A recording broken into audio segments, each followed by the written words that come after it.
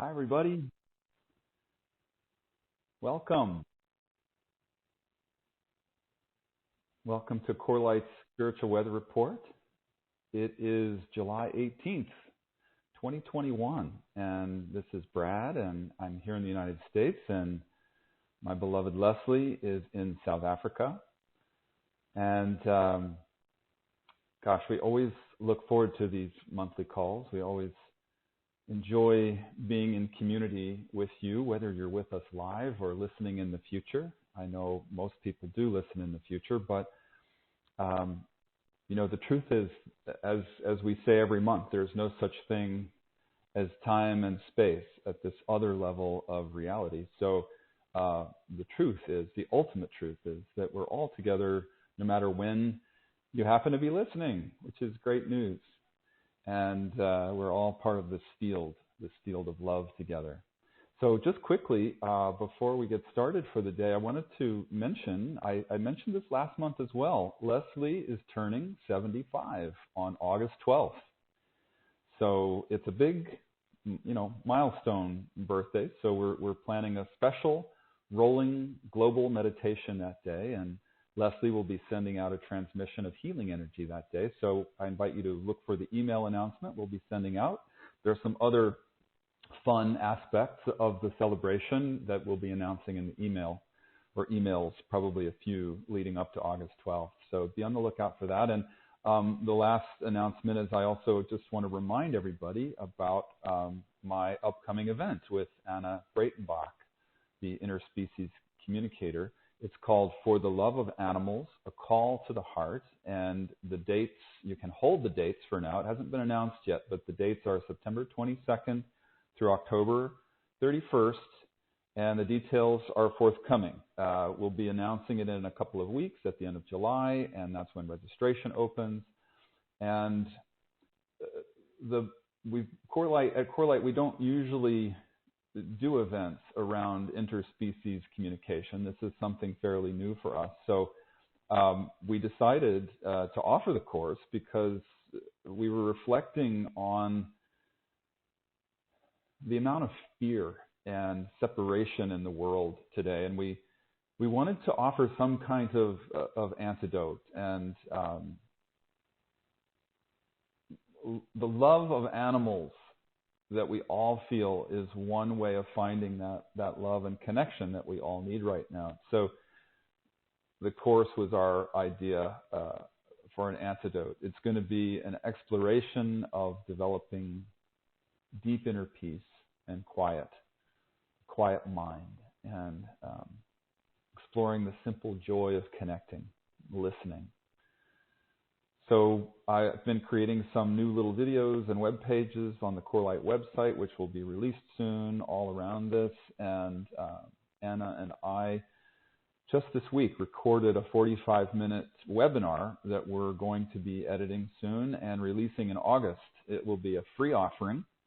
So just in case you've never met Anna or you'd like to see, what we talk about, that will be a free offering in August, and you can be on the lookout. We'll send some email announcements about all of this.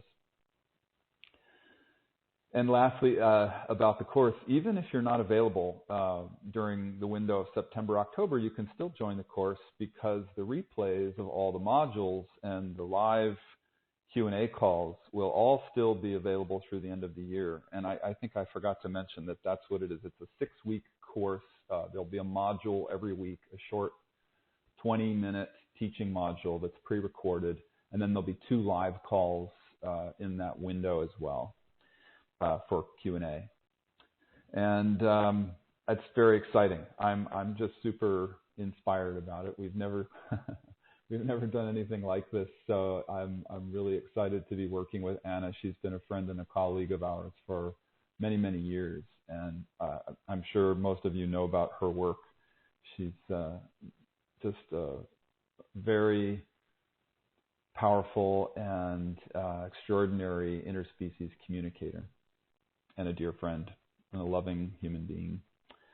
So anyway, I want to welcome all of you. Welcome to all of our longtime Corlight friends, and also to those of you who are new. In case you're new, here's how these calls work.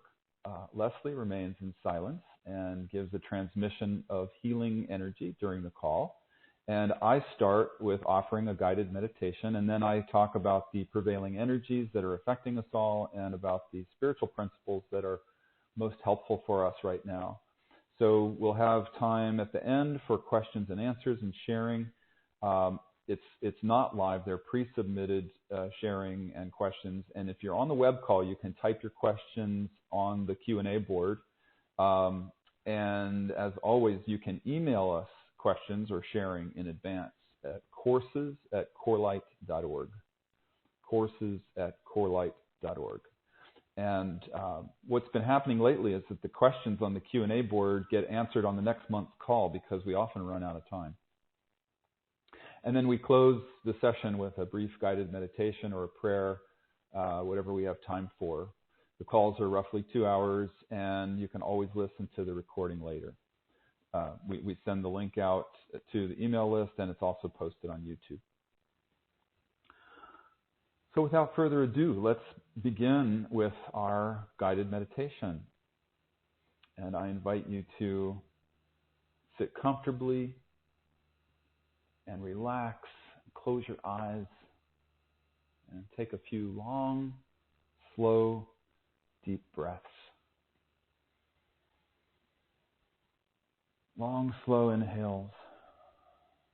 Long, slow exhales. Just relaxing and letting go. It's best if you keep your spine straight, but most importantly is to just be comfortable and relaxed.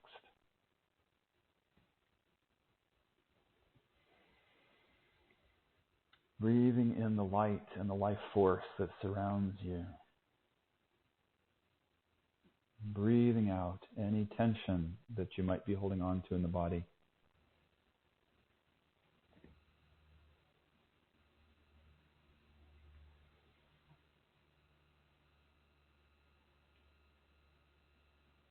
Breathing in the present moment.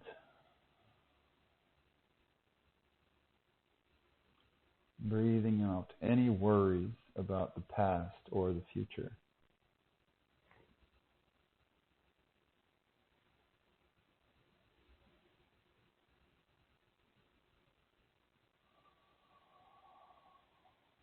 Breathing in this beautiful transmission of light and love that is coming to us right now.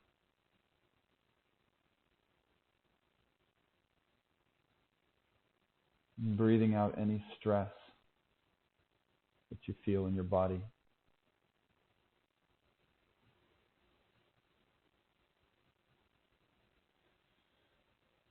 Just letting go.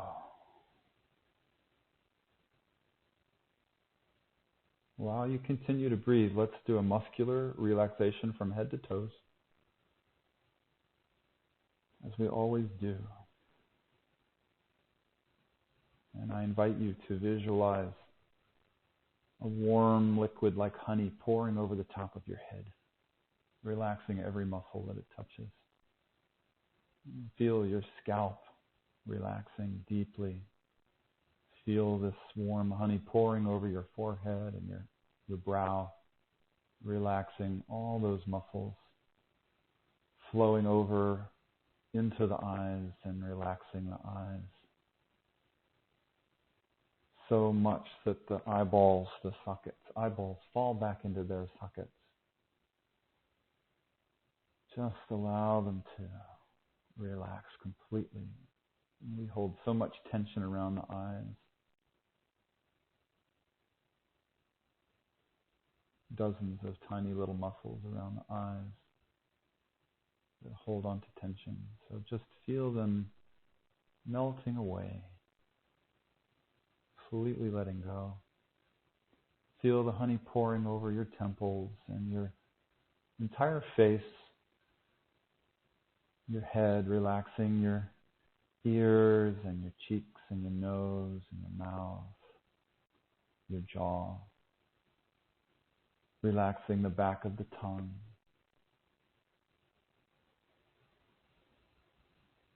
focusing especially on the back of the tongue, because when you can relax the back of the tongue, you feel the whole region relax, the back of the head and the neck, the shoulders and the jaw.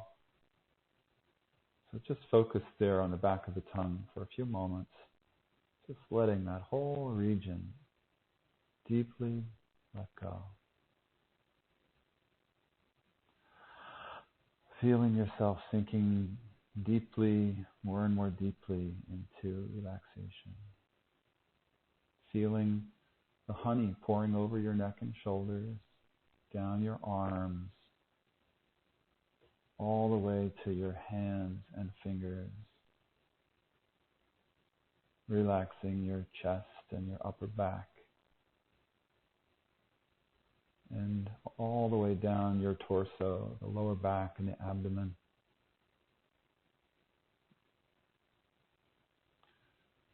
Feel also the deep relaxation in the pelvis, in the solar plexus. The solar plexus is the place where we hold a lot of tension. So just feel that warm honey melting away the tension in the solar plexus. Let's take a long, slow, deep breath all the way down into the solar plexus, filling up the bottom of the lungs, holding it for a brief moment, putting just a slight, gentle pressure on the solar plexus, and then releasing the breath.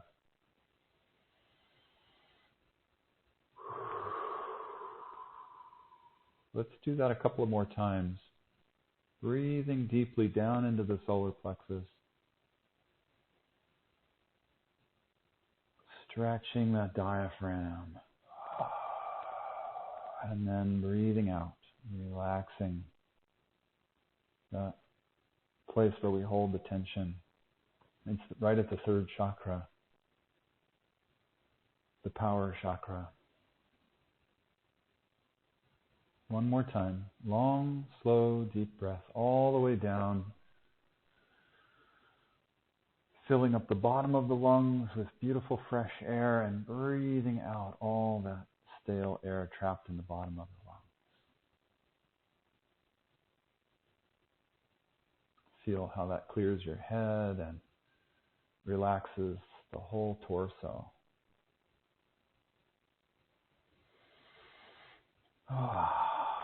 You can yawn if you want to. It's a nice way to relax. You can yawn a few times if that's helpful to you. I always find that relaxing. I think in yoga it's called the lion pose. It's where you open your mouth as wide as you possibly can and stick your tongue out. And then relax.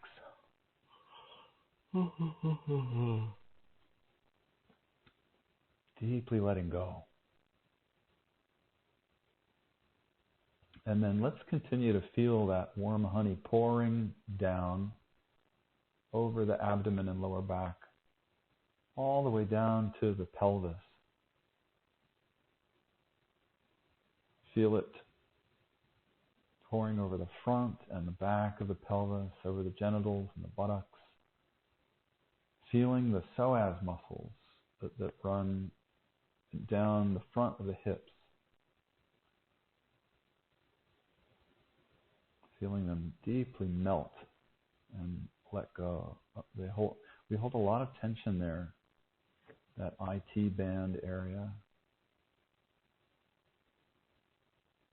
So just focus on there for a few moments, breathing light in there, feeling this warm honey just melting the tension that we hold in that area.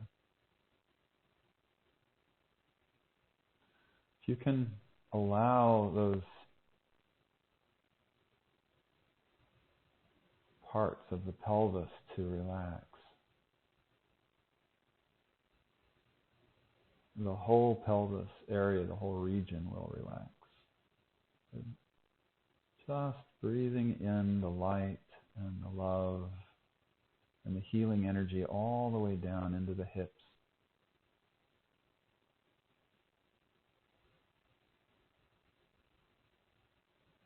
I know a lot of people lately, especially, are focused on clearing stuck energy in the hips. Seems to be a collective thing right now.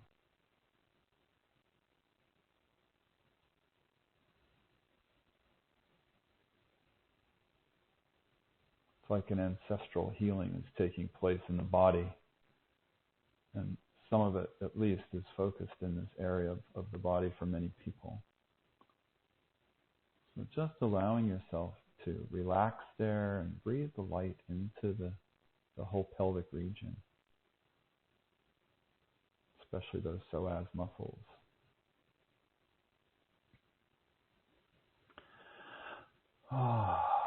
Letting go and allowing the honey to continue to pour down over your legs, the upper legs, lower legs, front and back, all the way down, releasing muscular tension all the way down to the ankles, feet and toes. Just feeling the whole body now, completely letting go. Continuing your breathing. The breathing is so important for the relaxation.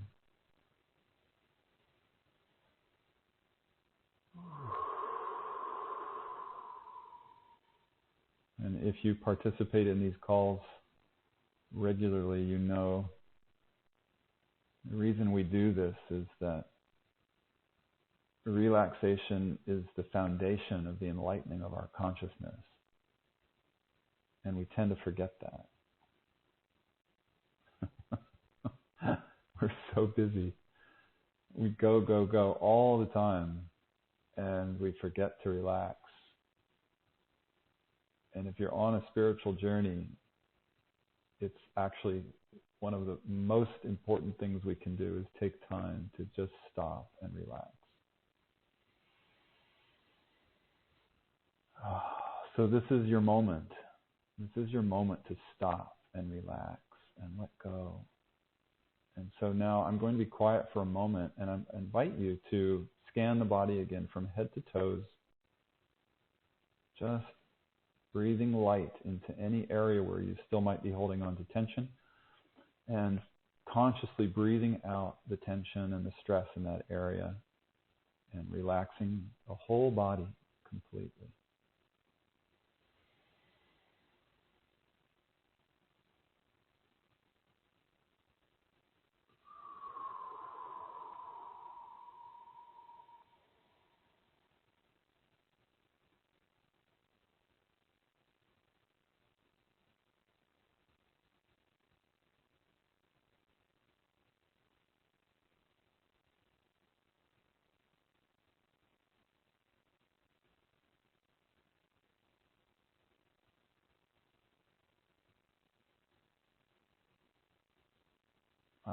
So nice. I can feel the group energy. It's so nice to be with you. Whether you're with us live or in the future, we're creating this field of deep peace together, quietude. I hope you're feeling it. Let's just do a few more long, slow, deep breaths and enjoy the space of deep peace and relaxation in the body.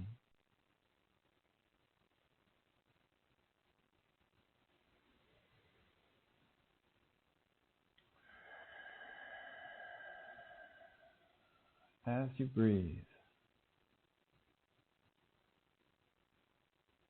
feel a beautiful, blissful wave of energy passing over the top of your head from front to back and down the back of your head, down the neck, down the back, sweeping over the shoulders and the back, and just sweeping you clean of any energy that you might be holding on to, any tension in the head area, the neck, shoulders, and the back.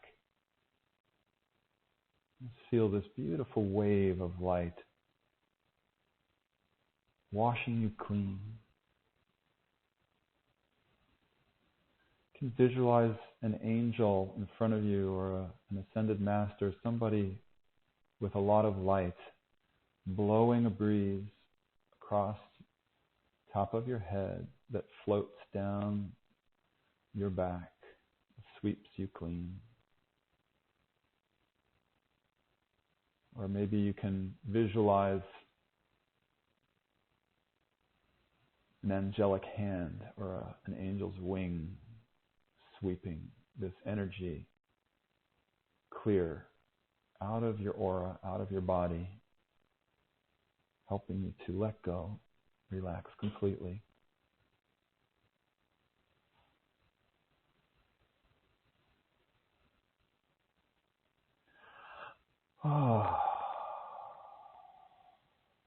Really lightens you up, doesn't it? Can you feel that? To sweep the aura clear.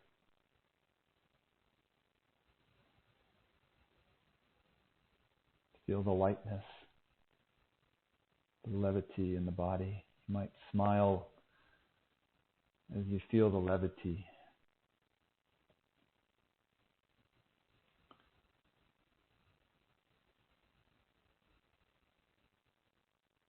So as you allow this wave of beautiful angelic energy to sweep you clean,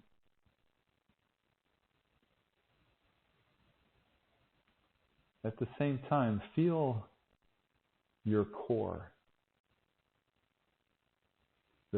known as the Sushumna in Sanskrit. It's the core of light, the core of enlightenment within each one of us. It's a luminous tube of light that runs right in front of the spine.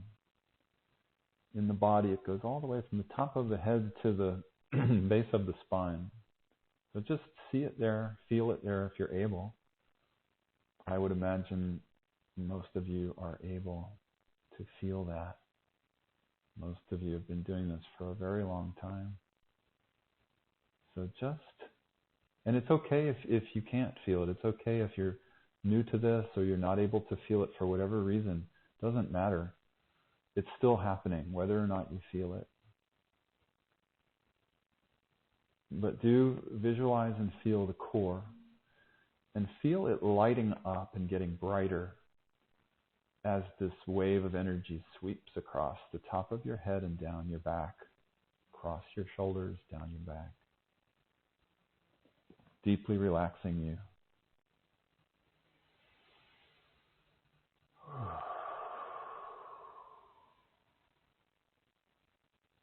It's as though by sweeping the body clean in this way, it allows the core to light up even more. Feel it getting brighter and brighter, and expand more and more until it widens enough to encompass your entire body. So you're literally sitting in the core.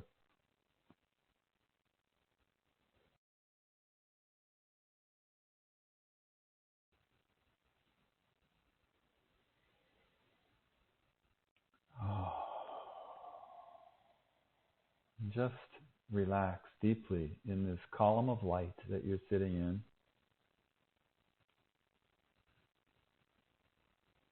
And then feel it expanding more and more so that it encompasses your aura.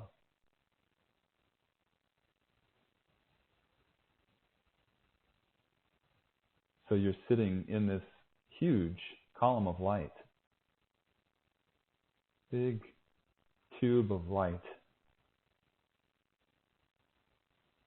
that is your core.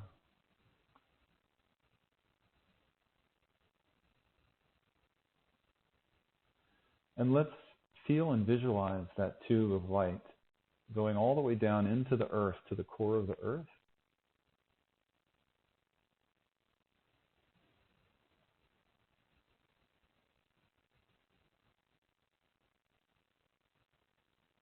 And you might also feel, as you do this, you might feel your root chakra open naturally as you relax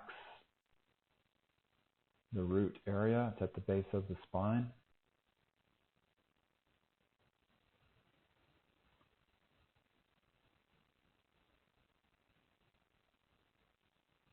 And as you hold this pillar of light connected to the core of the earth, going all the way up through your body, up to the top of your head, let's also send this column of light straight out into the cosmos, into formless space.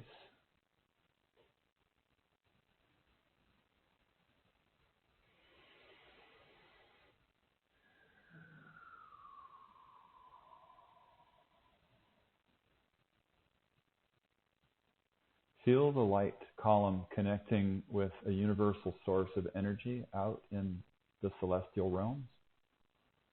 Whatever that might be for you, whether it's a spiral galaxy or a star or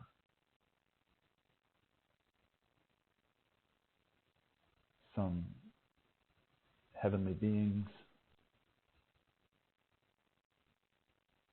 And then visualize that universal source of energy pouring light down into you through this column, filling you up even more than you already are.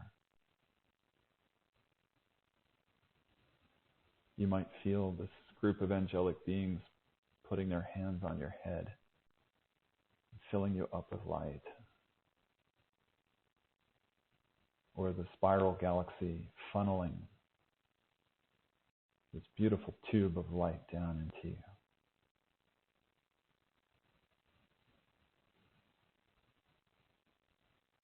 Wow, it's very strong today.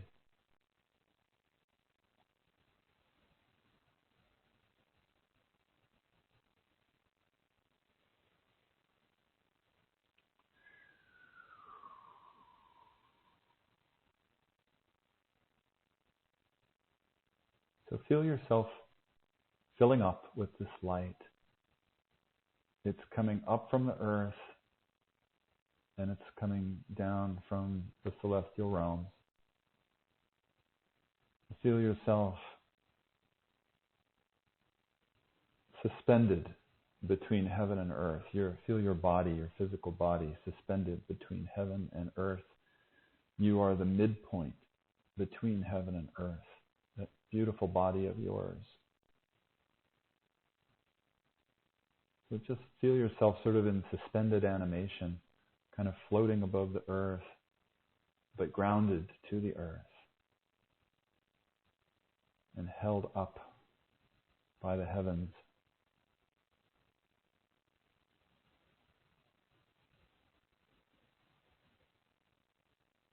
Just completely relaxed.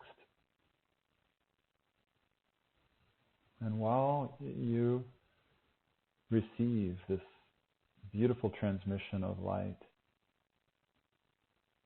I'm going to say a prayer and an invocation for our call today. We call on the Great Spirit, Divine Mother, Father God, the self that we all are. We call on all the angels and ascended masters, the lineage masters, the Buddhas, the Bodhisattvas, gods and goddesses, all the beings in the inner planes who surround us in the highest love and support, all who are known and all who are unknown. We invite you all into this sacred circle, this sacred space that we hold here. Again, whether you're with us live today or listening in the future, we are all one, no time and space. So we invite you in, and we ask that you please surround us in a beautiful cocoon of healing, golden white light, love. Fill us up. Guide our conversation into the highest love and the highest wisdom. Hold our hands as we walk this path through times of great change. into our soul's highest purpose in this incarnation at this extraordinary time on planet Earth. And we offer our gratitude.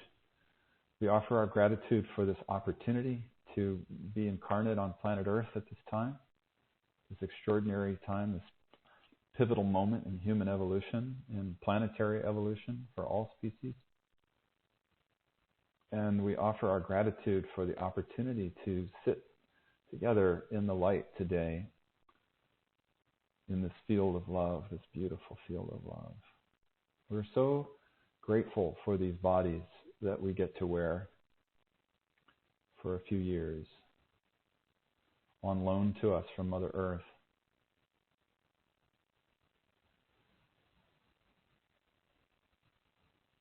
Thank you. Thank you. Thank you.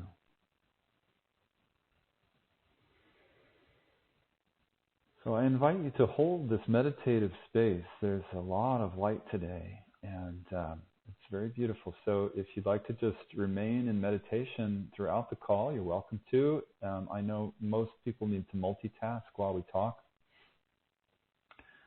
So whatever the case, just be aware that the transmission of light is happening throughout the call.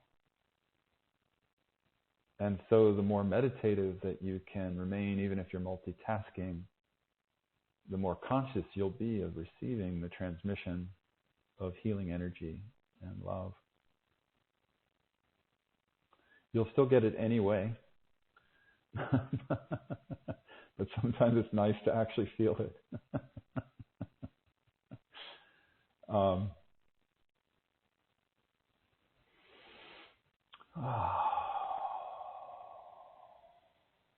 And sometimes it's hard for me to speak after these. You know, there are a lot of words. We speak so many words during these calls. And honestly, the most important thing is the energy.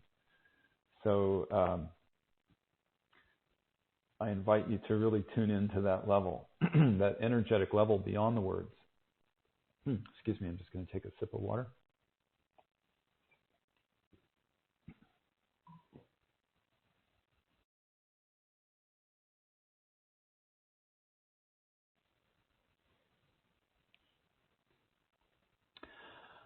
Okay.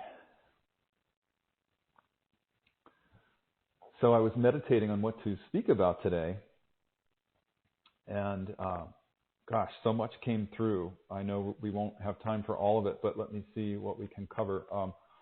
There's a huge amount of yang energy, the yang energy being the masculine energy. It's a massive amount of yang energy moving through us right now around the world. It's a great time to be active, to manifest in the physical world, to get things done, and to move any projects forward that we might be working on. So it's almost like the image I get is that the wind is at our backs. Like the wind, like if we're a sailboat, the wind is filling our sails. And so this momentum that we're receiving right now is really helpful to accomplish and create and do. So I love it. This is part of my nature. I love to create things. Many of you I know well on this call, and you know me.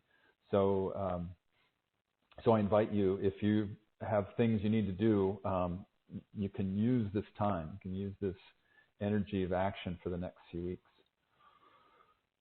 Also, there's a lot of stuff happening in the physical body.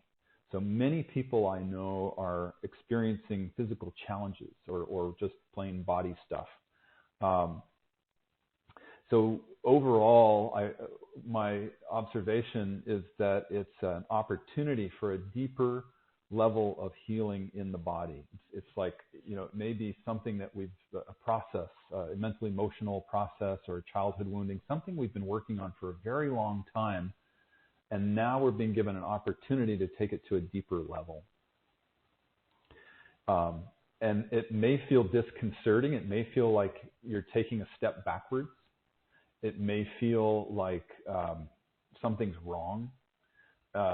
I know I have had, I confess I've had this myself. I speak personally here, but I know so many people for whom this is true as well. It almost feels like, if it's really intense for you, if you're experiencing this intensely, it almost feels like we're dying. But that's not necessarily what's happening. It's really just an old form of the ego that's dying, and some new form birthing.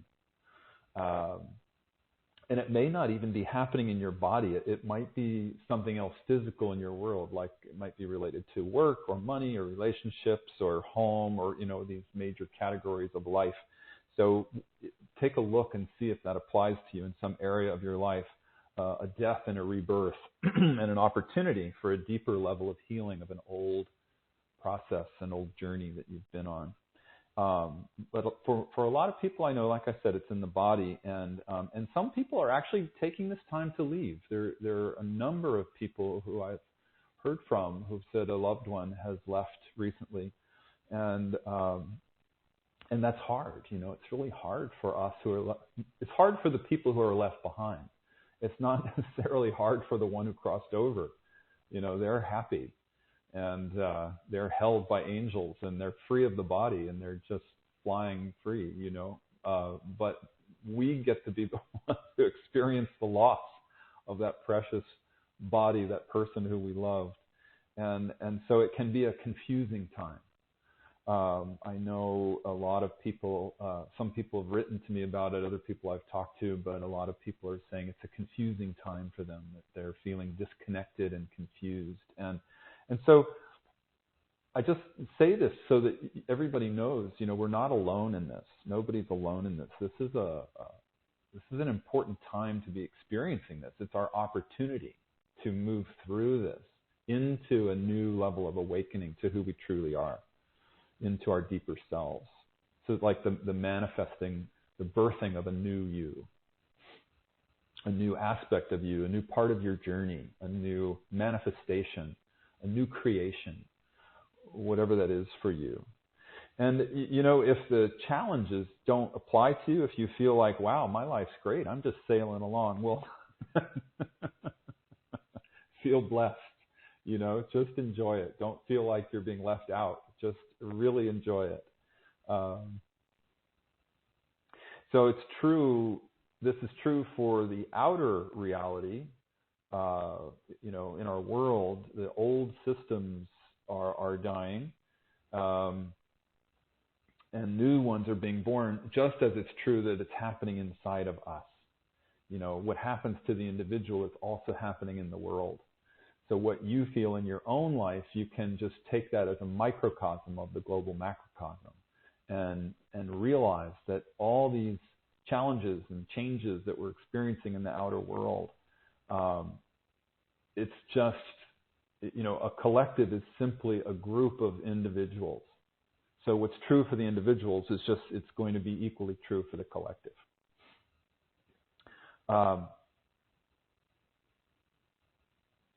Acceleration.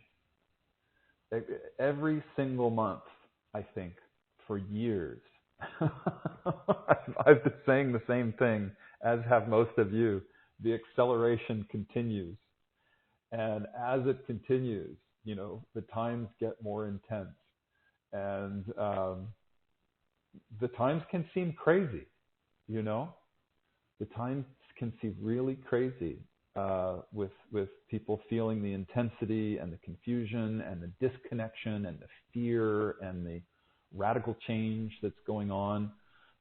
So it's not surprising that we'd be feeling these things during massive change.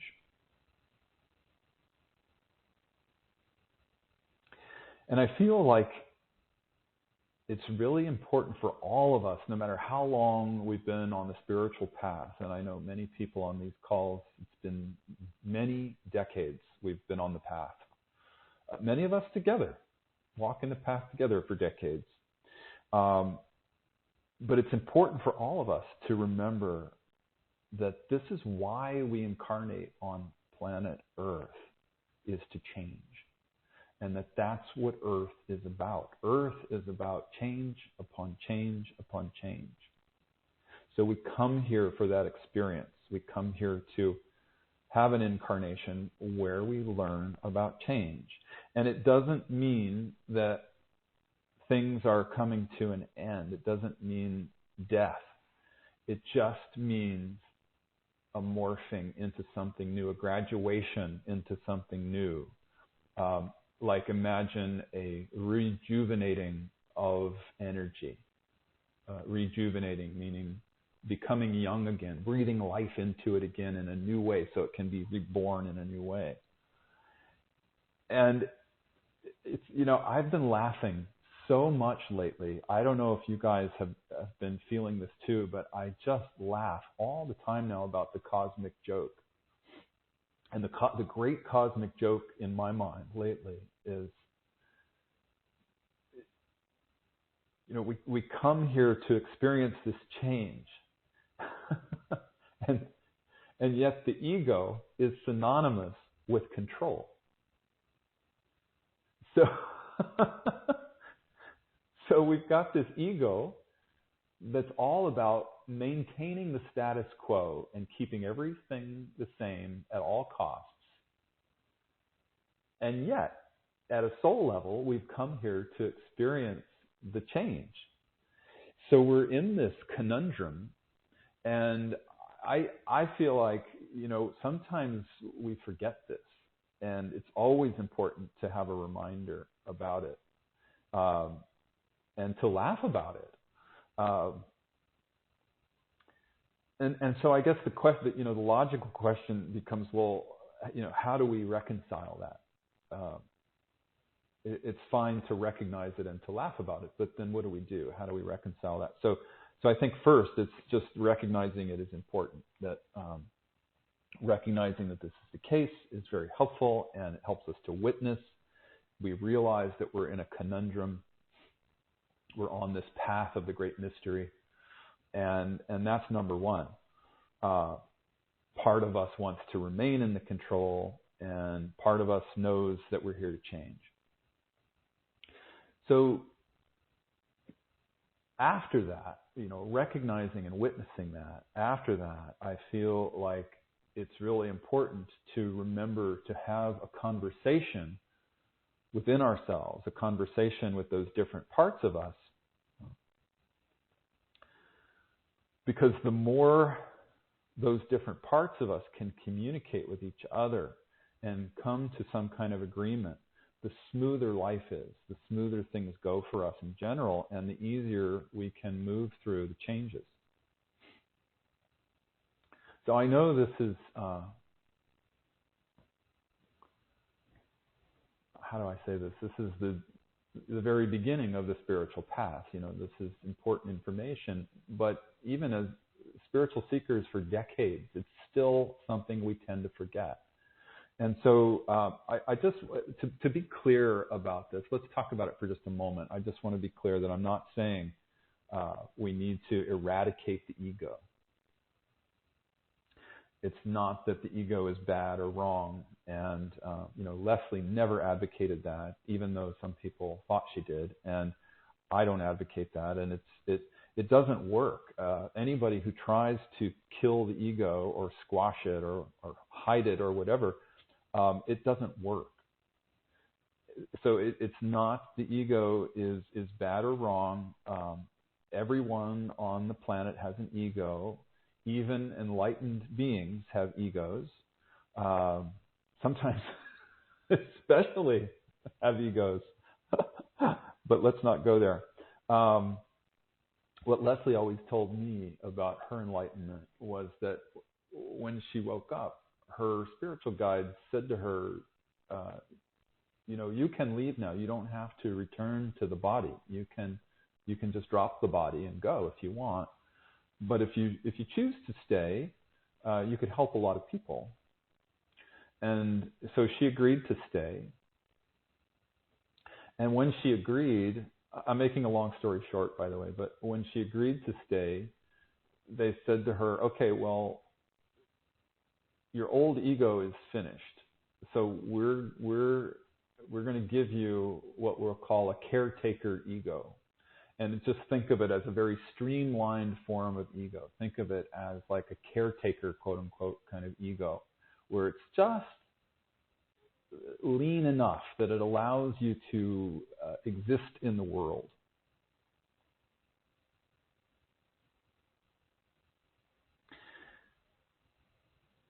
So, in other words, what I'm saying is that the ego is just a vehicle. It's just a container that allows us to have a life on the earth. And every single human body on the planet has some form of ego, whether it's dense and wounded and complex or simple and streamlined. We all have this vehicle. We need it to move through life on earth. So trying to kill the ego doesn't work. That's called suppression. And really the best thing that we can do is learn to embrace the ego. And I know that can seem like a radical concept to somebody when they hear it the first time. Because for so long, I think, I include myself in this, for a very long time, we all felt, many of us felt that, we just want to get rid of the ego. But if you haven't noticed, that doesn't work. So dialoguing with the ego, practicing self-love around the ego, practicing self-love around all the aspects of ourselves, the good and the bad and the ugly, the warts and all, so to speak, and just loving ourselves, welcoming all those different parts of us. When we do that, there's a lot less resistance to the process of change. So that's the key, I think, is when we really can surrender into that, we learn to embrace change better. The ego doesn't hold on to control so much, doesn't fear its own death so much. Because honestly, there is no such thing as ego death. It's ego transformation. Even for an enlightened person, like Leslie told me, yes, the old ego completely dropped away, but it transformed. It was like a butterfly, like a caterpillar becoming a butterfly. It transforms into something completely new and more beautiful. So also, conversely, I would also say it's important to clarify that I'm not saying that we should be practicing inflating our egos. Certainly not. It's not what it's about. Or enabling other people to inflate a big ego.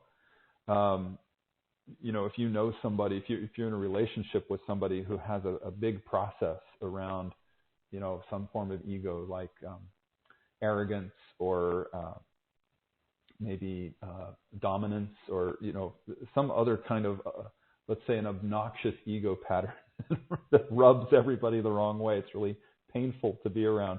You certainly don't want to be enabling that kind of ego. It's bad enough being around it without enabling it. We've probably all experienced that. But what I'm saying is that by witnessing and by welcoming all these aspects of the ego, then we become a lot less attached. We become a lot less controlling, and we become much more available to the changes that we're here to go through. The purpose of our being here is for the changes. So I just feel like that's an important background to lay a foundation for our conversation today. And we're, as I was saying before, we're in this time of massive change. And it's happening in the world around us, and it's happening for each of us as individuals. And so there's an exercise that we can all do that's very helpful. I have found it helpful. And it's to ask yourself, how am I coping with the changes that I'm experiencing right now? How are you handling the changes? Is there a part of me resisting the change? Are there parts of me on board with the change? How do I feel about the change? Or changes, plural, there are many. So all of these kinds of questions, you can make up your own questions, but all of these questions are really good to be journaling about right now, or dialogue. If you don't journal, dialogue with friends. But there's never been a better time to be journaling. That's always a good exercise to do, especially now. So if you have been around a while, you remember Leslie's first course, the very first course that we ever offered at Core Light, and it was called Spiritual Warrior Training. And we're in the process of breathing new life into that course, and we're going to offer it again starting in the new year. I'm sorry it's taken us so long. I know many of you have been saying, when are you going to offer that course? So it's coming, but we're busy breathing new life into it. And so please be patient with us while we do. But if you've taken the course already, many of you have, and do you remember what the question is? There's an essay question at the end of the course. To graduate from the course and go to the next course, there was a question that Leslie requested we write an essay on. Do you remember that question? The question was, how do you cope with change? So think about that. What she's saying there is that the key to our spiritual journey, the key to our enlightenment, is coping with change. And how do we do that? This is not something to take lightly. Well, of course, take everything lightly, but this is not something to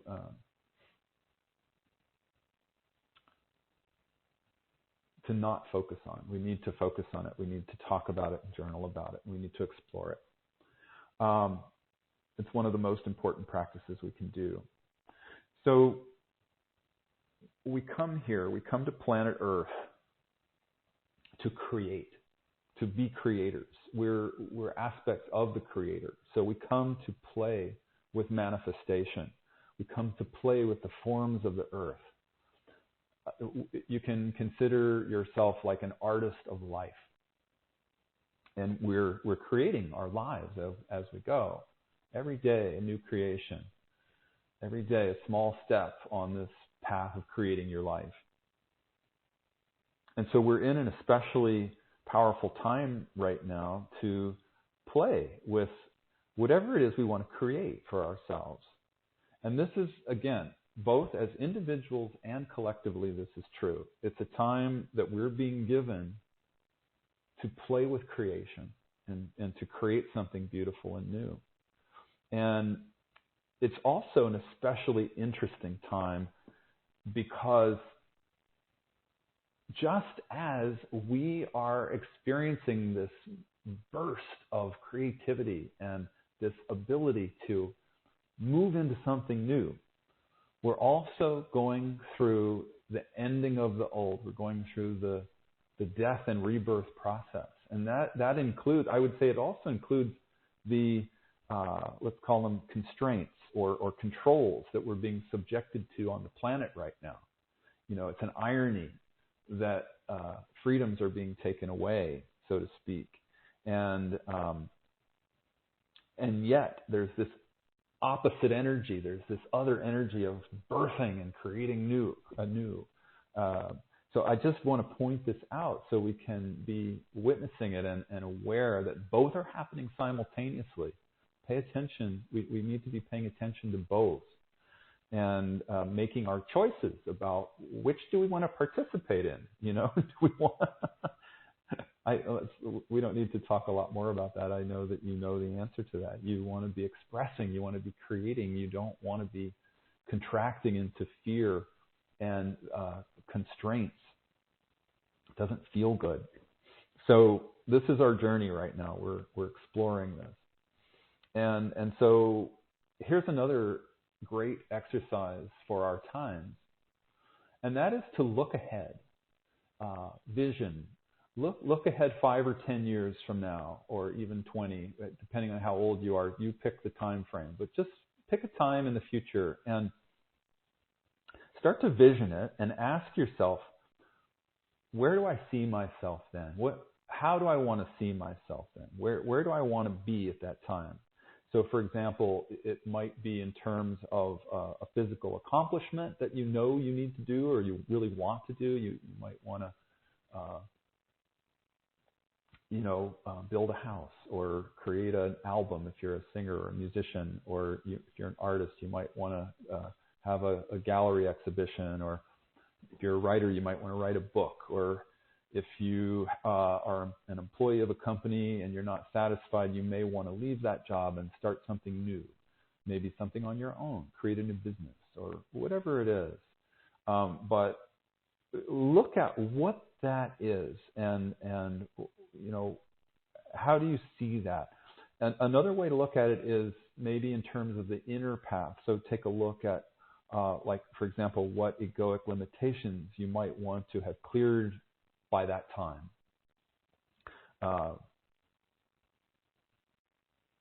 You get the idea. I could go on, but I think you're getting the idea. So look at what you want to manifest. Look at what you want to accomplish, either physically or inwardly, in this time. And I'm not talking about predicting. I'm not talking about, trying to figure it out. That's not what the exercise is about. And plus, I don't know about you, but for me and for most people I know, it's impossible to see past tomorrow or even past today, much less next week or next month or next year or several years from now. It's absolutely impossible to predict anything. So what I'm talking about is a feeling exercise, to go into yourself and feel, what would it be like for you to create that thing, create that space, that inner space, or that manifestation in the outer world? What does it feel like inside you? And if this exercise overwhelms you, if you feel like it's just too big, or like you know exactly what you want to manifest and it's way too overwhelming, way too big, then you can just take a breath and relax and realize that you don't have to make a massive change right away. You can take a whole series of small steps to get there. So you would want to just look at, okay, well, if I've got this big goal, what's the small change that I can make to accomplish that? What little thing can I do to help me move in that direction? And that's a little bite-sized piece that we can manage. And if you're not sure what you want to create, or you're not sure what your goal is, then that's also a good exercise to just get quiet and feel inside yourself, feel into what inspires you, what gets you excited, what's your passion, what makes you feel joyful when you think about it, or if it's an activity you do, what is it that you do that makes you joyful, and explore that and see where that leads you. Because those things where you get joyful and where you get inspired and excited, those are the indicators that point to your direction in life. That is what opens your heart. And that is spirit talking to you. It's your higher self talking to you when you feel that passion in your heart open. That's what you incarnated to do. That's why we're here. Our soul came to do that thing, and we can give ourselves that gift.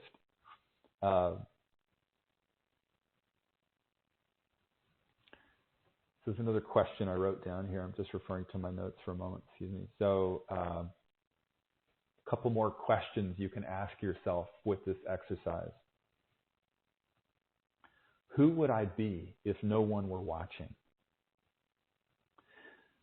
I like that one. I like that question because it makes me think, am I suppressing any part of myself? Is there something that I'm not doing, perhaps out of fear of disapproval from others, or fear of not conforming, or fear of upsetting somebody, or fear of failing, or whatever fear is hanging around, whatever fear is blocking us will come up if you ask yourself that question. Who would I be if no one were watching? So if your answer is exactly who I am right now, then bless you. You are a rare individual. You're living your life exactly as you came to do, and that's just beautiful. So you're probably somebody who lives in a lot of joy, if that's the case. But if you're like most people, there's going to be something you find, that maybe is it's room for growth. It's room for improvement in terms of your soul's journey. A place where you can be more authentically you, express yourself more, give yourself the gift of that joyful passion and expression. Another question I wrote down along those same lines. What would I be doing with my life if time and money were not an issue? What would I be doing with my life if time and money were not an issue? Because time and money are just excuses, actually. And it may seem like a valid excuse. It may seem very real. But honestly, we are manifestors. We are creator beings. And if we set our intention, and if we get clear on our soul's purpose and our soul's passion, why we incarnated, there's no excuse. The time will manifest, the money will manifest, the resources will manifest, the support of any kind will manifest to help you fulfill that. So give yourself the gift of dreaming into this fulfillment. Ask these questions and see what comes up for you and see what makes you feel fulfilled and inspired. And if you have excuses popping in the way, like no time, no energy, no money, no support, no resources, whatever, there's the block. You do not have to allow that to stop you. You start the process of manifestation by setting your intention, and spirit will meet you more than halfway, and the world will conform to support you on that path. It's actually one of the laws of physics, of metaphysics. It's one of the laws of manifestation. If there's something blocking you, then you can do inner work. You can do processes to clear that. So we'll talk about that in a moment. But there was a quote that I came across recently I wanted to read to you. It's a quote by a man named Howard Thurman. Howard Thurman was an African-American philosopher who inspired Martin Luther King. He lived in the 1900s. And he said, "Don't ask what the world needs. Ask what makes you come alive and then go do it. Because what the world needs is people who have come alive." I thought that was very apropos for our conversation today. He also said, "Follow the grain in your own wood." And I think that's a short version of saying, it's a poetic version of saying what we've been talking about today. Follow the grain in your own wood.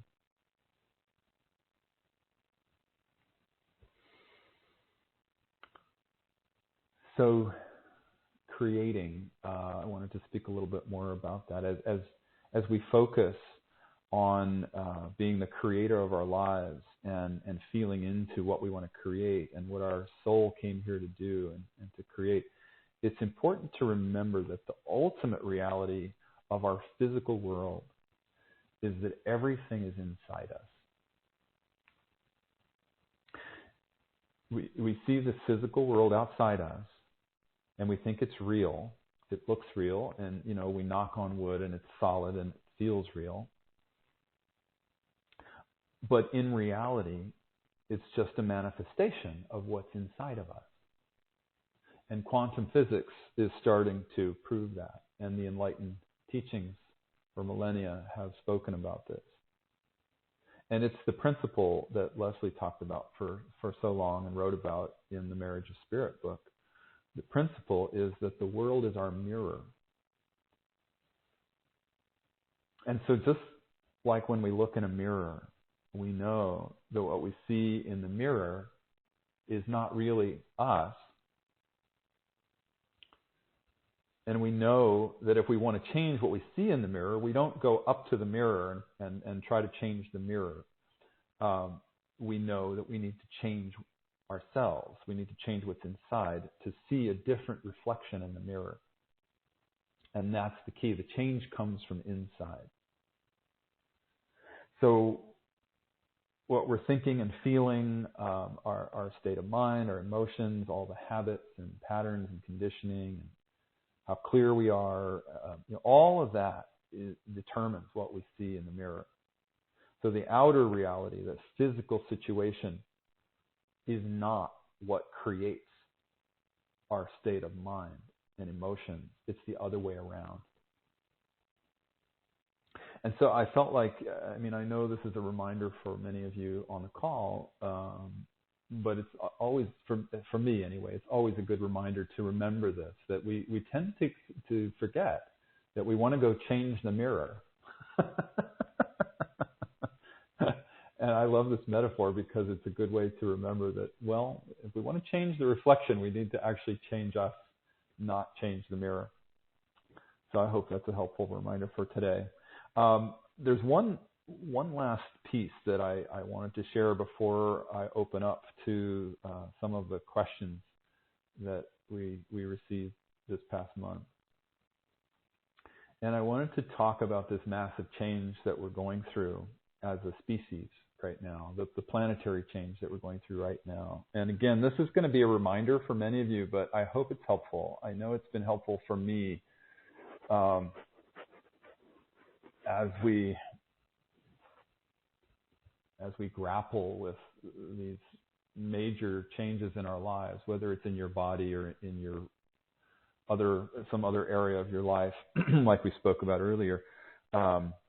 It's always important to remember that this is a pivot point like no other that we are going through as a species right now. We tend to focus on the problems of our life, on our individual issues in our small world. And so to go up 50,000 feet and look down from the helicopter view and remember that we as a species, as a planet, we are making the shift from the third dimension to the fourth dimension. And that is the biggest shift that any species on any planet can ever make. So let's just take that in for a minute. Of all the billions of planets in the world, in the universe, the multiverse, billions and billions and billions of planets, trillions, whatever, gazillions, with sentient life, the biggest shift that any species can make is this one that we're making on little planet Earth right now in the outer spiral arm of our galaxy. It's the shift from the love of power into the power of love. And so what we're told by all the channels and the seers and the psychics and the spiritual teachers is that this is this is like the show of the millennia of the cosmos, and we have beings from all over the multiverse here watching us, and like we're in a little fishbowl, and we've got all these very, very curious beings who love us so much, and they're all watching how we're doing. And it's the kind of change that's so big that when it's over, the planet decides to change its calendar as a result. It's like we had a calendar before the shift, and we're going to have a different kind of calendar after the shift. That's how momentous the shift is that we're going through. So it'll be seen in the future as a pivot point in our evolution as a planet and as a species. And so let's just take this in, this extraordinary quality of the birthing that we're experiencing right now.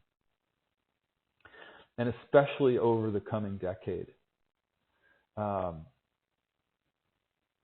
It's so important that we witness what's happening as much as we possibly can, to do all the practices that we've been talking about every month for years, and more and more lately with the acceleration, practicing neither believing nor disbelieving, practicing holding the tension between the two sides of a polarity, practicing witnessing, holding that space, the witness being that place where we know that we are not this body, we are not these emotions, we are not the ego, we are pure awareness, and emotions and thoughts and experiences are passing through us. We're human. We're a soul having a human experience. It's good to question authority right now. That's another practice, to question authority. And I'm not talking about anything about getting angry and protesting in streets or being obnoxious or raising hell about everything. I mean, maybe you want to do that, but most people don't. But maybe you do, and that's okay if you do, and it's okay if you don't. I just want to say, to be clear, that I'm not talking about that when I say questioning authority. I think we're taught as children that if we question authority, we're bad and wrong. We're taught to be quiet and behave and be good little children and get good grades on our report cards. And if we don't, we get punished and sent to detention and so forth. So we've got this programming inside of us that says, don't question authority. This is a time where we really need to be questioning authority. It's good to do. There's nothing wrong about asking questions. And I'm not talking about questioning only one side of our authority. I'm talking about questioning everyone, everything. Good to ask questions. Any questions that come to mind, we need to be asking them. I'm talking about realizing that we're being encouraged right now to walk down a path of fear and separation. And by witnessing that, by not buying into it, we can choose differently. We can choose love. We can choose connection. We can choose all the heart states. We can choose to be kind. We can choose to help people. We can choose to love and do the things that make us feel good. We don't have to be choosing the fear and the separation. And this is how we birth this new paradigm of the heart in ourselves, day to day, moment to moment. And that's our job right now. Our job is to birth this new paradigm of the heart in our own little individual world and to live these qualities of the heart as much as we possibly can. And for the most part, it's really simple. We're, like I said, we're just mainly talking about being kind. We can all practice kindness. And sometimes it's as simple as a smile. Just a smile.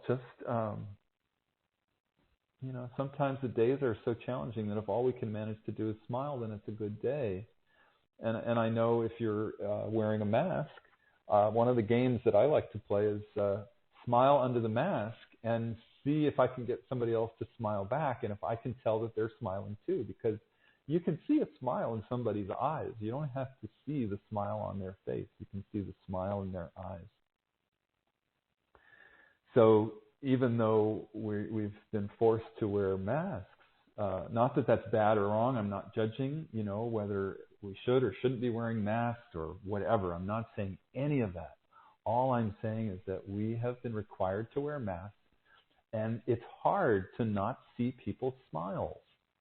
It's been scientifically proven that when you see a smile, you get happy. The hormones, the happy hormones, get released in your body, in your brain, when you see someone else smile. And then usually what happens is you smile, and it becomes contagious. So imagine all the happiness that we've been unable to experience during this past year plus because of not being able to see people's smiles. So really good to, I'm pretty sure almost everywhere mask mandates have been lifted, at least in the northern hemisphere. Maybe Canada not, and I know winter in South Africa they're requiring masks now. So just give it a try. Play that game and smile under your mask. And if you're not wearing one, just smile smile as much as you can. It's contagious, and they'll affect more than just one person. Your one smile has an exponential effect. So we need to keep coming back to this. We need to keep coming back to joy and love, and to not allowing ourselves to be manipulated into fear and separation. And we need to keep coming back to focusing on the kind of world we want and the kind of world we want to live in. And again, it doesn't mean that we have to rail, against all the things in the world that we feel are wrong. We don't have to worry and feel angst, and we don't have to chafe against everything that's wrong in the world, that we perceive as wrong in the world. If we do that, we're just adding fuel to the fire. What I'm talking about is different. What I feel is that rather we need to focus on creating the new paradigm of the heart inside ourselves right now. And that includes choosing love, choosing connection whenever possible, and creating a life that is a model of that.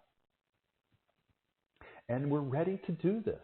We can do this. We've been preparing for this moment for a very long time. There's so many of us. And my guess is if you're listening to this, you're one of those people. We're ready for whatever happens. I know for me, for many people, it feels like right now we're in a bit of a calm before the storm. And I wonder if you're feeling that. So it's good to enjoy the calm. And I know I want to just acknowledge my dear friends in South Africa. What's been happening there has been so hard to watch. And I know it hasn't made the mainstream media very much at all. But so if you're not aware of it, that South Africa has been experiencing some serious riots. People are very angry, and I won't go into the details, but it's been a very challenging time in that country. So when we do our closing meditation today and visualization, I'd like us all to, we'll say a special prayer for South Africa. And for any place on the planet that you feel, we can all add in the places that we know are in need of prayers. So yeah, enjoying where we are, enjoying if you're in a place that it feels like a calm, maybe a calm before a storm, just enjoy it. And that's what I'm practicing, and that's what I know many people are practicing. So it's a really nice place to be. And again, this is about change upon change upon change, so it won't always be that way. But if you're in a place where you can do that, then just do as much as you possibly can. Okay, so I've spoken a lot, and there were some questions and some sharing. Let me get my, let's start with the people who emailed in. Again, if you're new to these, well, if you're new or if you've been on these calls for a long time, please send in sharing and questions to me anytime during the month, and you can email it to courses@corelight.org. courses@corelight.org, and we always address as many questions and sharing as we can each month. And also what's happening lately, like I said at the beginning of the call, is if you're on the call live, you can write in on the Q&A board. If you're on the web, I think it's called the webcast, you can write questions in, and typically what's been happening is we get to those the following month. So I apologize for that, for not being able to get to them during the call usually, but that's just what's been happening. So I love hearing from you. I love knowing what's going on, whether it's a sharing or a question or whatever. So please do write to me. Let's stay in contact. It's very helpful, because we can then talk about it each month. Okay. So here is one of the questions that came in. as I read and listen to what's going on, I continue to hear that the United States is engaged in spiritual warfare. And this, Brad, I'm hoping you can speak about during the Spiritual Weather Report call. Here are my specific questions.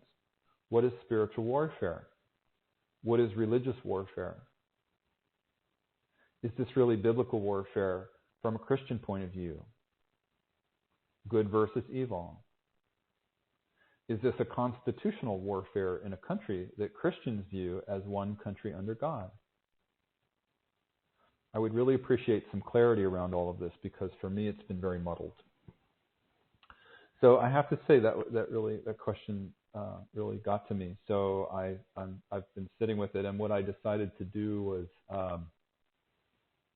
to just do an automatic writing exercise around it. So what I did was I sat quietly and emptied my mind, and I just closed my eyes and sat with my laptop and just allowed some writing to come through. Because honestly, I don't claim to know the answer to this question. So I just thought, all right, well, let's see what comes through in automatic writing. So I'm going to just read it to you, and I hope it's helpful. Excuse me while I get my notes out here. There is warfare on your planet, not the kind you know about. There's that kind too, the kind you do know about, that you can see and read about in the news. But there's also another kind of warfare which is covert and clandestine. You would be very surprised if you knew about it. It would shock you, in fact, to know that almost every country in your world is involved. There's a world war going on under the surface, and the amazing thing is that most people don't even know about it. More will come forward about it in the future. What many of you already know about it is that it is a war in consciousness, amongst other things. At least it includes physical war too, but it also includes this overarching war in consciousness. The shadow is up everywhere. Every country has its own flavor of shadow, so to speak, depending on its unique culture. The shadow is arising everywhere nowadays, so the light can be shown on it, so you can all see it and deal with it and release it. It's really important that this is happening now. It must happen, so you can all go through the shift that your planet is scheduled for. It feels very uncomfortable when it's happening, but there is relief and release too as a result of taking the lid of the pressure cooker of shadow in your world off. The war in consciousness is a war of ideologies. The principle is divide and conquer. It's an old tactic. You are being encouraged to separate on your planet, to judge the other, and to separate yourself in polarity from those unlike yourself. The problem with this is that there are endless ways you are all different from one another.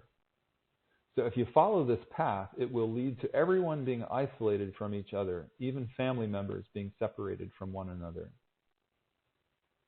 And isn't it extraordinary that this is exactly where you find yourselves today? At least many people. You are being encouraged all the time to judge and separate yourselves from each other. Look at some of the polarities. Conservative versus liberal, black versus white, men versus women, rich versus poor, your country versus outsiders/foreigners, gay versus straight. That is a very interesting polarity. The gay community used to be called LGBT, and then it became LGBTQ, and then LGBTQI. and then LGBTQIA. Perhaps more letters will be added as more permutations of human sexuality are identified. This is a good illustration of this issue in general. Your planet is a planet of diversity. Beautiful, wonderful diversity. For 8 billion souls incarnate on planet Earth, you have 8 billion unique individuals, 8 billion different sexualities, 8 billion different personalities. It is exquisite to behold the amount of diversity on your planet, not just amongst humans, but amongst all life forms. Earth is extraordinary in this way. The path you are walking that you call spiritual awakening is at least partly about discovering that this diversity is beautiful and extraordinary.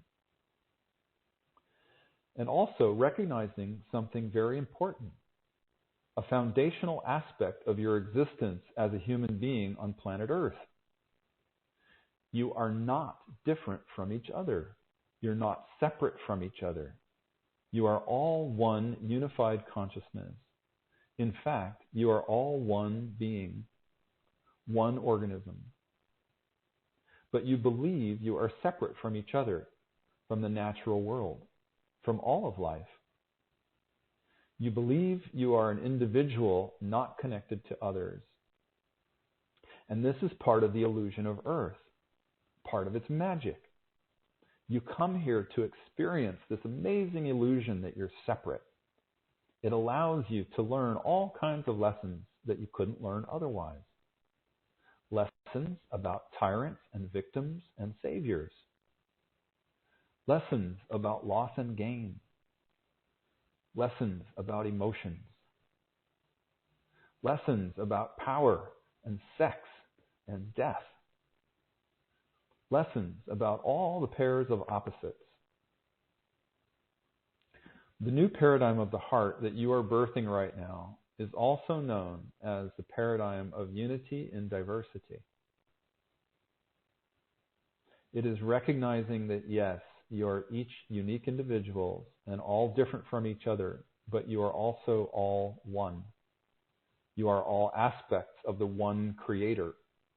You are all made of the same substance, which can be called love. You are all connected by this love. You are all made of love. And in fact, you are love at your essence. So why the warfare then? There are forces on this planet which encourage you to find the differences between each other and separate and even declare war on some who are different from you as part of the experience you came here for. It's an opportunity to grow and learn by coming through all of the lessons involved in this. Lessons of tolerance, respect, compassion, and forgiveness being some of the most important learning that a soul can ever do. You ask about religious warfare. This is one kind of war. My God is better than your God, so to speak. My God is the right God, and your God is the wrong God. My religion is the one with the truth, and yours is not. If my religion or my country is good, and if you disagree with us and you're different from us, then you must be evil. Therefore, let's go to war about it so that the right side, the good side, can win over evil. So there are religious wars, cultural wars, race wars, economic wars, gender wars, warlike campaigns against gay and transgendered people and women and anyone who is perceived as the other by a majority. There's misogyny. So yes, the, quote, forces of separation, one could call them, encourage and invite you to separate and even create wars of various kinds. And this is the experience you came here for. You come here to learn the lessons about separation and domination and control and so forth, so that you can eventually see the futility of it all. You can see that violence just begets more violence. War begets more war. There is no end to that cycle. The only way out is by learning the lessons of love. Learning how to love each other and forgive each other. And learning to love yourself and to forgive yourself. This is why you really came here, to remember this truth, that you are love, and so is everyone else. And this will come to pass, the new paradigm of the heart. It is your human destiny. Be patient. Rejoice with each small step taken by yourself and in the world as a collective. As for your question about what is spiritual warfare, quote unquote, that is an oxymoron. If war is involved, it's not truly spiritual. The spiritual path is the path to learning about unconditional love. Unconditional love means loving without conditions. So war does not happen when we practice loving without conditions. In fact, unconditional love is redundant. Because if it's not unconditional, it isn't really love. It's something else. So in fact, conditional love is also an oxymoron. If there are conditions on it, it isn't really love. It's something else. So spiritual warfare and conditional love belong in the same category. They're both oxymorons. They both can exist only in the paradigm of separation, where you are learning the lessons of power and love, where you are moving from the love of power into the power of love.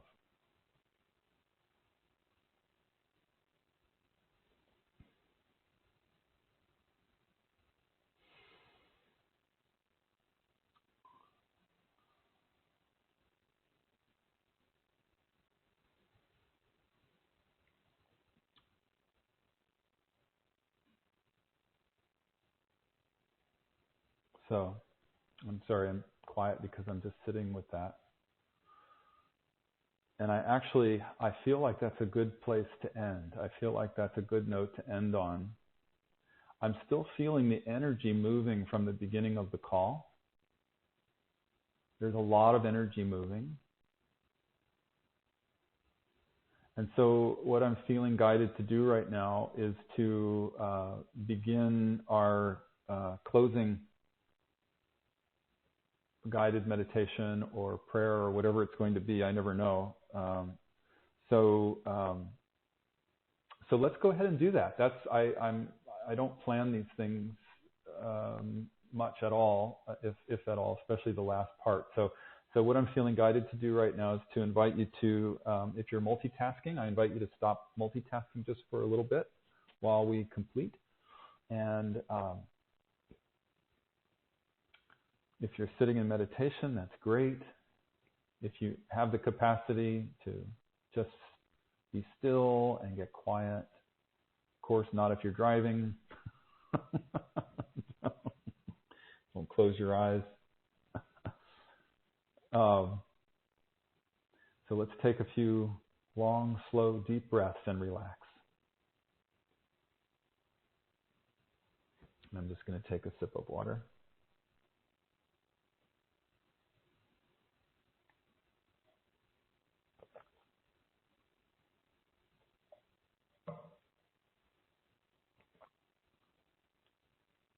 So just breathing, just relaxing and letting go.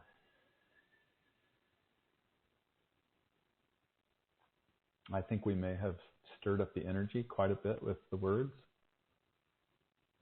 So my apologies if you got triggered by something. And if you did, that's actually always a good thing, to just see what's triggering you and sit with that.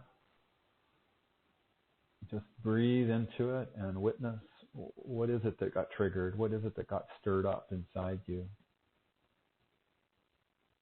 Maybe you're angry about something. Maybe you feel sad about something.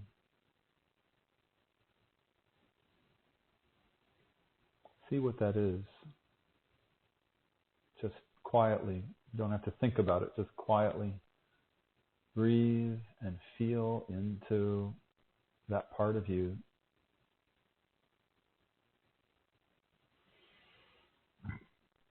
And if you didn't get triggered, then just enjoy the peace and the relaxation and the deepening into the quiet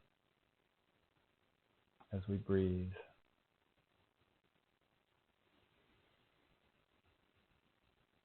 Just witness the chest rising and falling.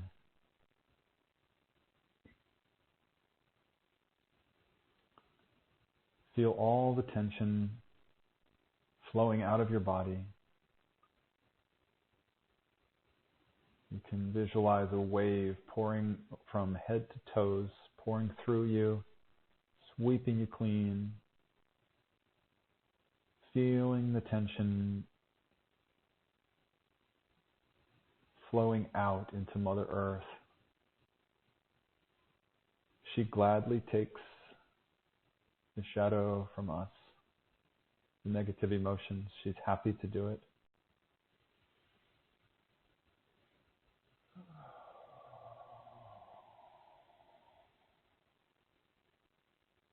It's like we're her children and she loves us so much. She really wants to see us succeed in this movement into love, into the heart. So she's super happy to support in whatever way.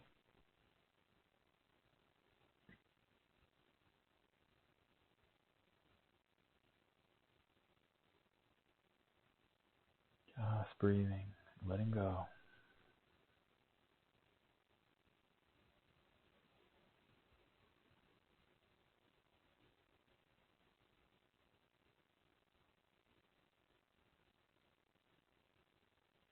I'm sorry if your questions didn't get answered.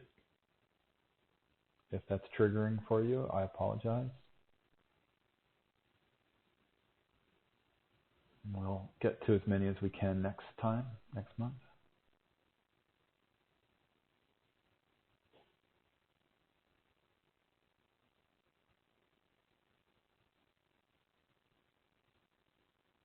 But it feels like today we're to be with this energy. We're to receive.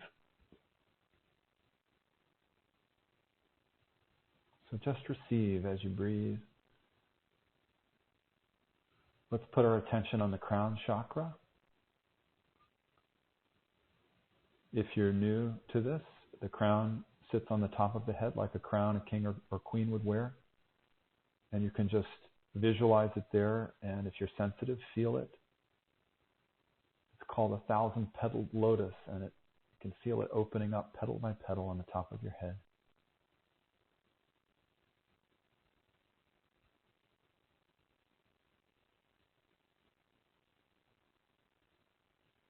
The crown chakra is where we connect with the divine, with the heavenly realms. We connect with our own divinity, our inner divinity. It's not something outside of us. It's in the earth. It's in the celestial realm. It's in the body. It's our own inner divinity. It's who we are.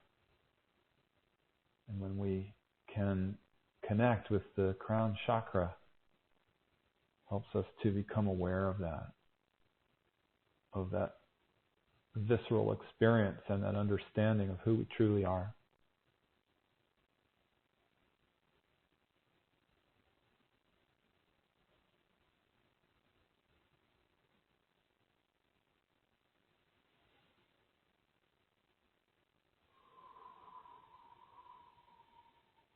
Let's also put our attention in the cave of Brahman. And if you're new to this, the cave of Brahman is in the center of the head. It's an ancient mystical place, a place that the ancients knew about. It's a mystical place in the center of the head, and the way you find it is by drawing an imaginary line back from the third eye, the point between the eyebrows, and then draw another imaginary line between the ears, and where those two imaginary lines intersect, that's the center of your head, and that is called the cave of Brahman. It's the place where the pineal, pituitary, and hypothalamus reside.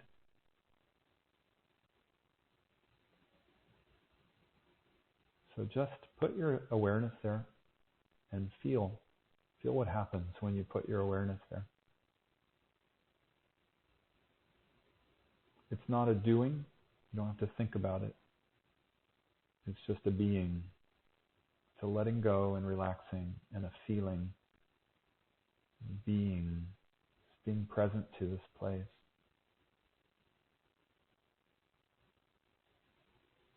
And it's okay if you're thinking and your mind is busy and you can't find it or whatever, that's all right. Just set your intention. Just say to your spiritual guides, I want, or say to your higher self, I want to be able to feel this place. Cave of Brahman. Brahman being one of the names of God. The self with a capital S. Self that we all are. God not being something outside of us, God just being a name for this source energy. When you find that place in the center of the head and you can feel it, you might discover that thought stops.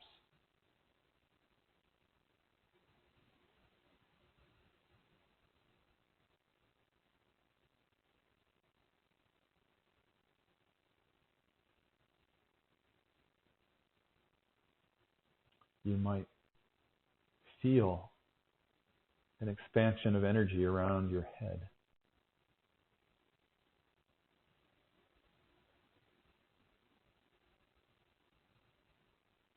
You might feel your crown chakra open more, wider.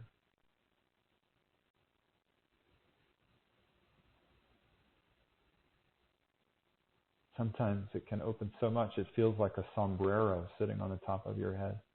Big wide brimmed hat.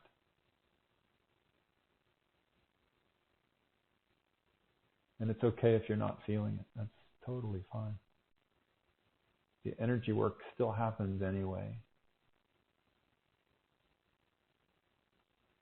And there's nobody doing anything to you with this energy work.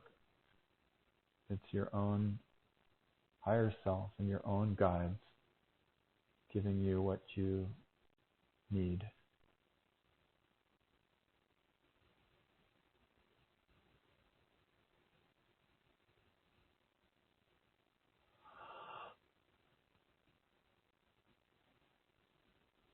And just allow it. Allow yourself to really completely relax and let go. And the more you can relax and let go, the easier it is to feel the energy work that's happening on us.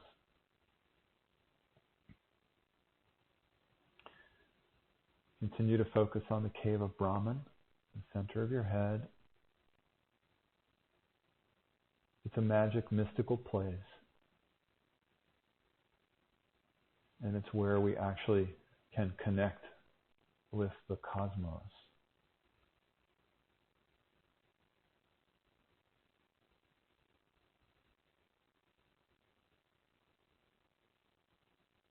It's a paradox that the cosmos is actually inside of us. But that's the reality.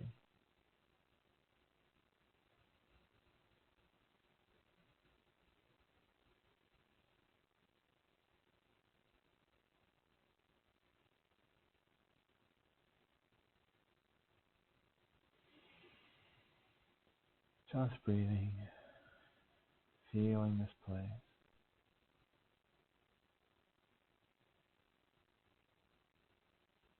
could just hang out here for a long time. So let's, and for the sake of time, let's put our attention on the core, also known as the Sushumna. It's the luminous tube that sits right in front of the spine. The center of the body goes from crown to root. Just feel it. Hold the cave of Brahman and hold the crown open while you simultaneously hold the awareness of the Sushumna.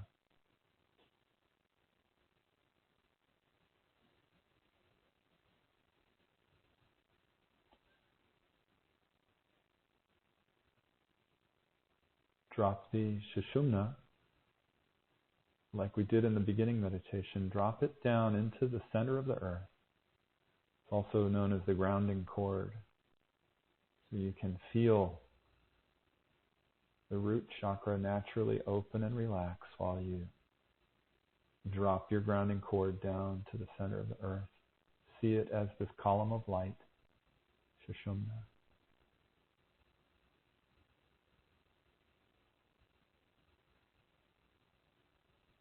And like we did in the opening meditation, let's send the Sushumna out the top of the head as well, out into formless space, reconnecting with that universal source of energy that we connected to in the opening meditation. And just hold this Sushumna. Hold the space from earth to heaven, from root to crown inside the body.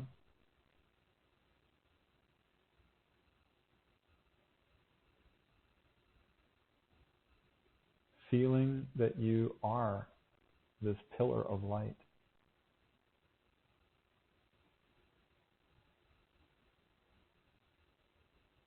If you can't feel it, that's okay. Just visualize it.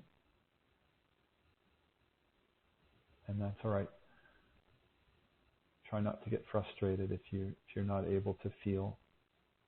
Just relax and set the intention that you'd like to feel it one day, and you will. It'll happen.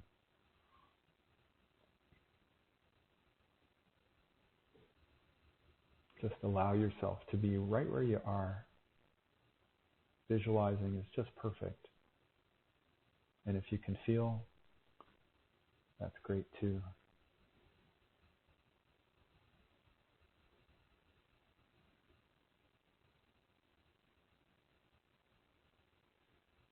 So as you hold the Sushumna, as you feel your core fully luminous and activated and bright, shiny, golden white light,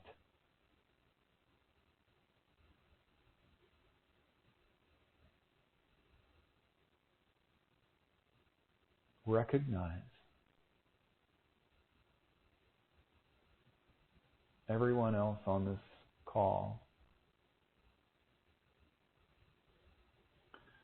usually a few hundred people from around the world,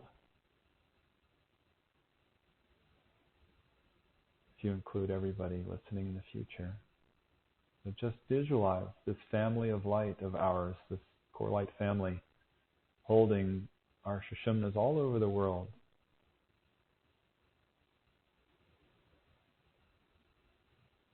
Just see them like acupuncture needles on the earth, dotted all around the world.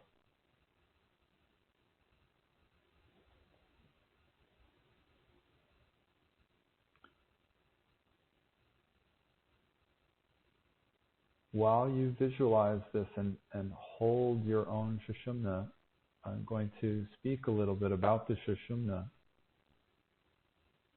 something that Leslie taught me long ago. She said that there's actually only one Sushumna for 8 billion people on the planet. There's one Sushumna. It looks like there are 8 billion, but the reality is there's one. And she said that's not a metaphor, that's literal. So don't think about this. Just allow the information to come in. Just allow yourself to be with the paradox of that. Don't try to rationalize it, ponder it. Just be with it. Be with the paradox that it looks like 8 billion Sushumnas, but there's only one. And that in itself is proof of the illusion of our physical reality.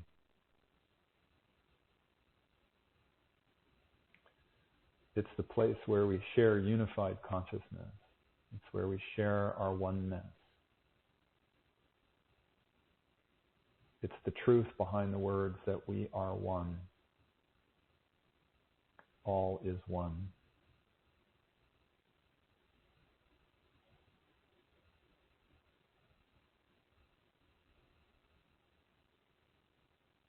We hear about the tunnel of light from people who have near-death experiences. They physically die, go to the other side, meet all of their deceased relatives and friends and angels, and then they told that they're not finished and they have to go back into the body.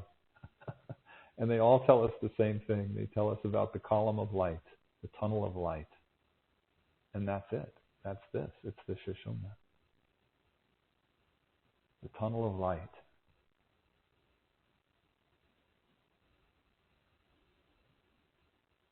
And it seems so small when we think it's inside our body. But then we realize, well, wait a minute. If there's only one and there are 8 billion people, and if it's the one tunnel of light that the soul passes through on its way to the other dimension, maybe it's huge and I'm small. That's another paradox to sit with. Maybe size doesn't matter, as they say.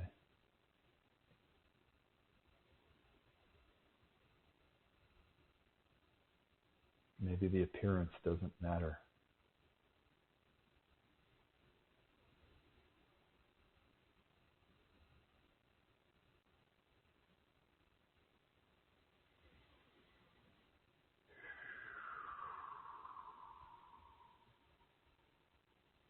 So,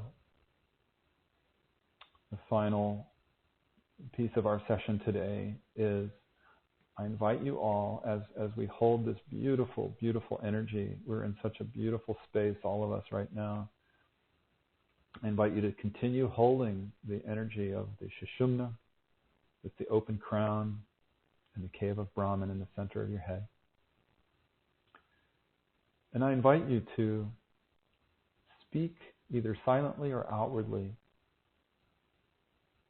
Speak the names or the places or the situations that you know of that could use prayers right now, that could use support from the invisible realms, that could use a little dose of love and healing energy. And I'm putting South Africa in our sacred circle here, putting it in the Sushumna. And I'm going to speak some names silently now, and I invite you to speak as well for a few moments. I'm not opening the microphone, but you just do it on your own.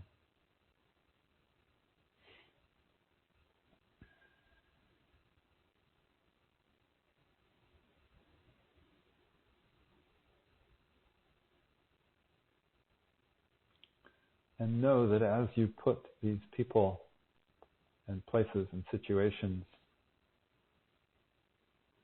animals, ecosystems, whatever it is, as you put these in our sacred circle in the center of the Sushumna, know that we are all sending our blessings and love to them. We are creating a very powerful field of love and blessings.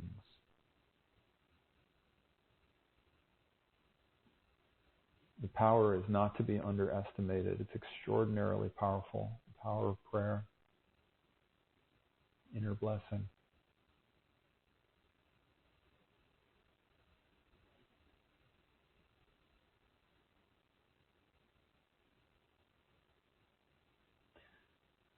And when you feel complete, I invite you to put yourself in there. Each of us sitting inside the Sushumna together.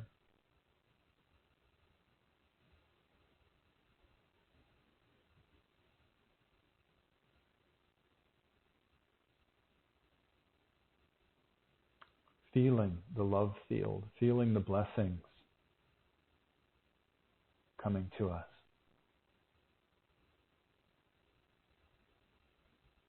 This is practicing self-love now, which is one of the most important things we can do in these times. Practicing self-love and self-care. So we're practicing self-love right now to close our session for the day. And I invite you to say a few affirmations with me. Only say these if you feel guided to. You don't have to, of course. You can say them outwardly if you're in a place where that's comfortable. And if you're not, you can say them inwardly.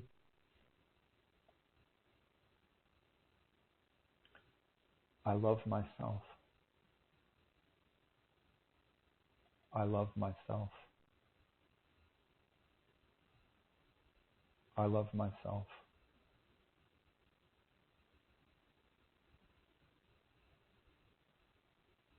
I forgive myself. I forgive myself. I forgive myself.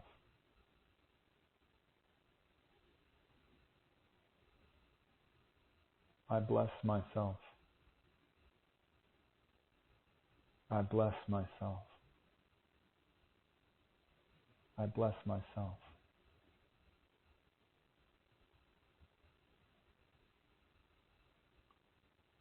Just as I love and forgive and bless the earth.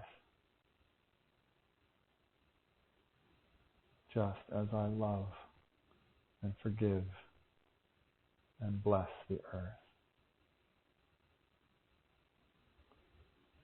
Just as I love and forgive and bless the earth.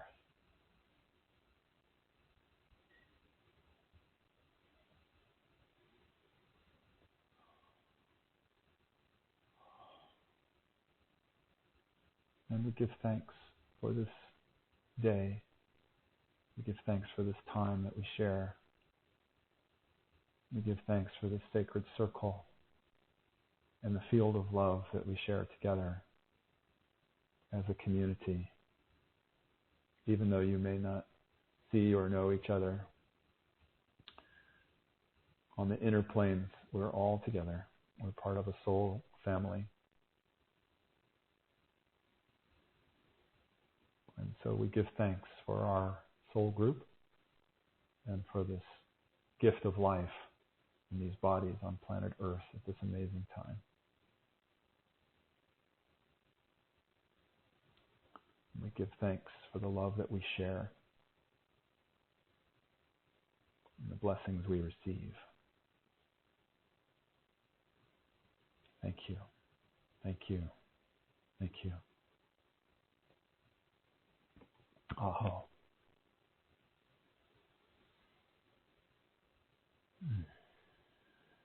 So I invite you now to slowly, if you'd like to stay in meditation, you can.